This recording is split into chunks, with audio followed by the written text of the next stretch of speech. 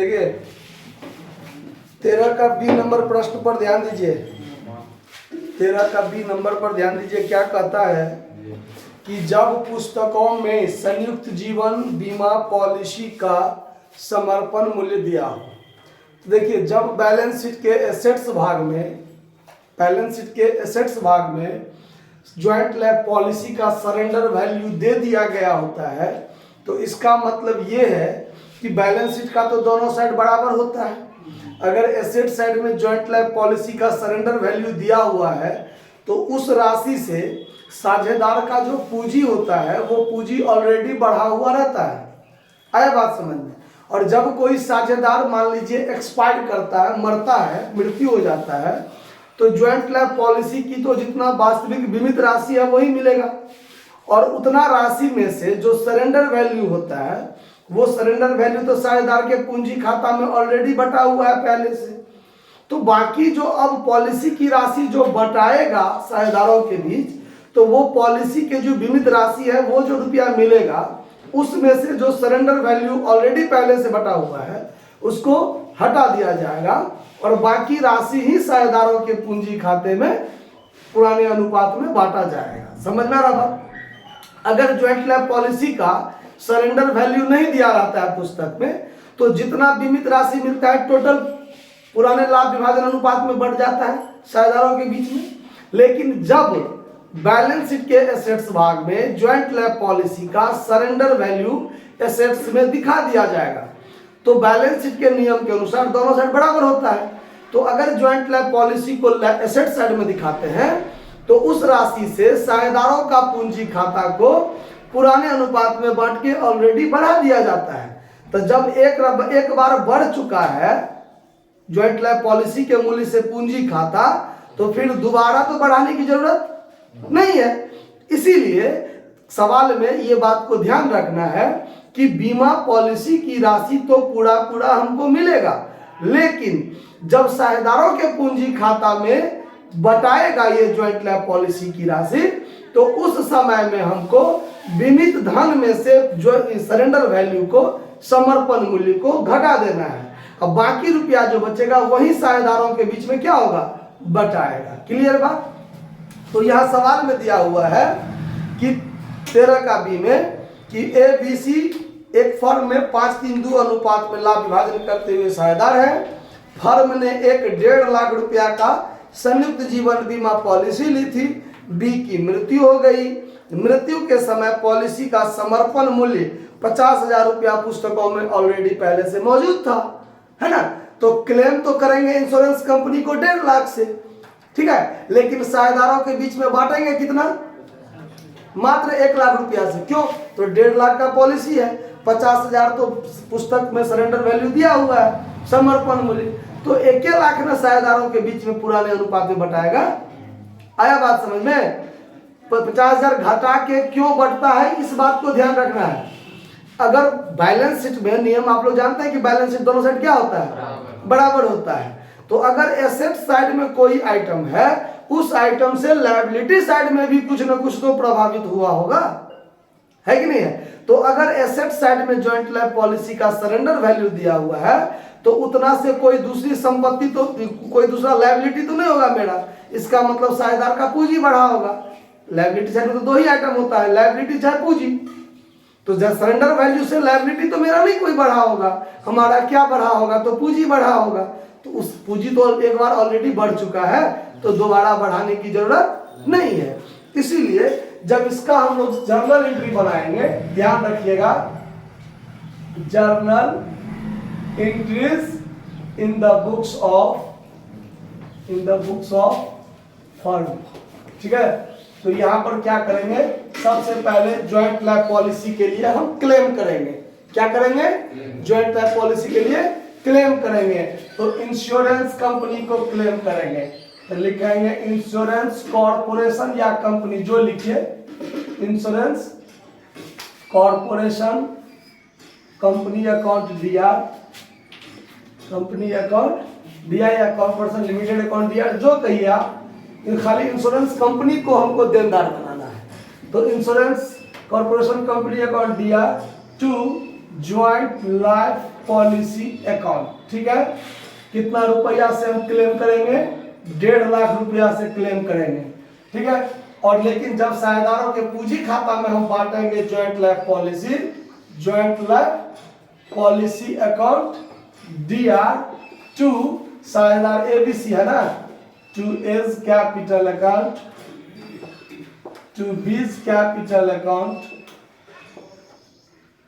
To C's capital account, और यहां बटाएगा हमारा मात्र 1 लाख रुपया से। क्यों? तो हमारा 1.5 लाख के पॉलिसी में से 50,000 जो हमारा सरेंडर वैल्यू है वो क्या हो जाएगा? घट जाएगा। और 1 लाख रुपया साझेदारों के बीच में कैसे बांटेंगे? 5:3 अनुपात में ना। तो इसका 50,000, इसका 30,000, इसका 20,000। ठीक है, यहां लिख देंगे being balance of joint life policy divided by या distributed by divided by all partners capital account in their old ratio। ठीक है, समझ में आया बात? यहां लिख लीजिएगा being joint life policy claimed. ठीक है, समझ में आया बात? कोई दिक्कत इस बात को समझने में? और जब मान लीजिए इंश्योरेंस कंपनी से रुपया मिलेगा तो हमको पूरा का पूरा रुपया मिलेगा। Cash account DR to insurance corporation company account, हमको पूरा का पूरा कितना रुपया मिलेगा? 1.5 लाख रुपया इंश्योरेंस कंपनी से हमको मिल जाएगा। समझ में आ रहा? 50,000 के नाम कैसे देंगे? ये 50,000 सरेंडर वैल्यू। अब ये क्या बोले हैं कि ये जो आपका बैलेंस शीट है, गौर से समझिए, ये जो हमारा बैलेंस शीट है, तो बैलेंस शीट में एसेट्स और ये लायबिलिटी। ठीक है, इस दोनों में संबंध ये होता है कि जितना से आपका लायबिलिटी बढ़ेगा उतना से आपका एसेट्स भी बढ़ेगा। ठीक है, क्योंकि आप सोचिए, आप अपना पूंजी लगाए 1 लाख से, आप अपना पूंजी लगाए 1 लाख से, तो 1 लाख से आपका कोई ना कोई तो एसेट्स होगा। अरे नहीं, कोई संपत्ति खरीदे होइएगा, 1 लाख कैसे होगा मेरे पास? आया बात समझ में? अब उस 1 लाख, मान लीजिए 1 लाख, तो यहाँ कैश भी होगा 1 लाख से। अगर मान लीजिए आप कैश से 60,000 रुपया का स्टॉक खरीद लिए, तो आपका स्टॉक जब 60,000 से बढ़ेगा तो कैश आपका अब 40,000 रह जाएगा ना। तो देखिए 1 लाख की भी 1 लाख की भी बराबर रहा। समझ में आया बात? जब मान लीजिए आप स्टॉक 10,000 का उधारी बेचे हैं तो ये 50,000 का रहेगा, तो 10,000 का आपका क्या बन जाएगा? डेटर बनेगा। दोनों साइड बराबर रहा कि नहीं रहा? बराबर। समझ आया बात? अभी हम प्रॉफिट को इसमें शामिल नहीं किए हैं। अगर आप 10,000 का स्टॉक 15,000 में बेचते हैं तो आपका देनदार 15,000 से बनेगा, तो आपका पूंजी 5,000 से बढ़ेगा कि नहीं बढ़ेगा? प्रॉफिट के रूप में। प्रॉफिट पूंजी में जुटता है, तो दोनों साइड बराबर हुआ कि नहीं हुआ?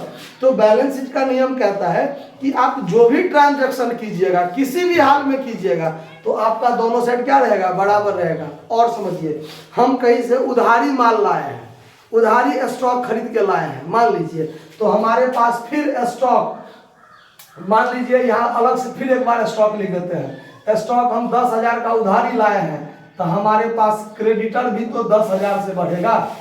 तो बराबर हुआ कि नहीं हुआ? दोनों साइड हर हाल में बराबर हुआ। अब चलिए, अब आपके बैलेंस शीट में ज्वाइंट लाइफ पॉलिसी का सरेंडर वैल्यू दिया हुआ है, मान लीजिए 50,000।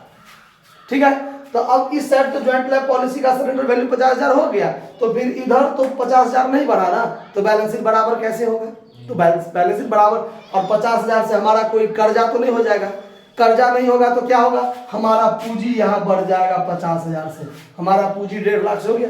अब एक बार जब मेरा पूंजी 1.5 लाख हो गया, इस 1.5 लाख में मान के चलते हैं ABC तीनों का पूंजी होगा, तब 1.5 लाख होगा मान लीजिए। तो 50,000 से मेरा पूंजी जब बढ़ गया है, तो एक बार तो ऑलरेडी हम बढ़ा चुके हैं, तो क्या दोबारा भी बढ़ाएंगे? हम दोबारा तो नहीं बढ़ाएंगे ना। तो ज्वाइंट लाइफ पॉलिसी कंपनी से तो हम 1.5 लाख का क्लेम करेंगे, लेकिन जब हमको रुपया मिलेगा, लेकिन साझेदारों का पूंजी कितना से बढ़ाएंगे हम? 1 लाख से बढ़ाएंगे। क्यों? तो 50,000 से तो मेरा ऑलरेडी बढ़ा हुआ है पहले से। समझ आए बात? तो जब एक बार 50,000 से मेरा बढ़ा हुआ है, तो फिर दोबारा अगर हम 1.5 लाख से बढ़ाएंगे तो 1 लाख से बढ़ना चाहिए ना। 50,000 से तो मेरा ऑलरेडी बढ़ा हुआ है पहले से, जॉइंट लैब पॉलिसी का सरेंडर वैल्यू से। आया बात समझ में? इसीलिए यहाँ पर जब साझेदार के बीच में बटाया है तो 1 लाख ही बटाया है। समझ में आया बात? क्यों? तो पुस्तक में पहले से ज्वाइंट लैब पॉलिसी दिया हुआ है और बैलेंस शीट होता है पुस्तक, आपका जो पुस्तक है वो बैलेंस शीट है। तो जब बैलेंस शीट में एक साइड में आपका 50,000 दिया हुआ है तो उतना से तो आपका ये साइड प्रभावित ऑलरेडी हुआ होगा। तो हुआ होगा तो या तो पूंजी या तो कर्जा।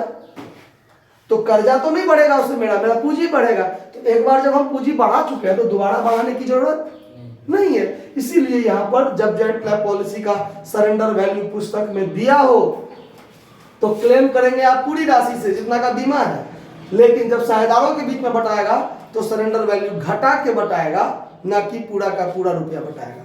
समझ में आ रहा बात? और इंश्योरेंस कंपनी से तो हमको पूरा का पूरा मिलेगा। समझ में आ रहा बात ना?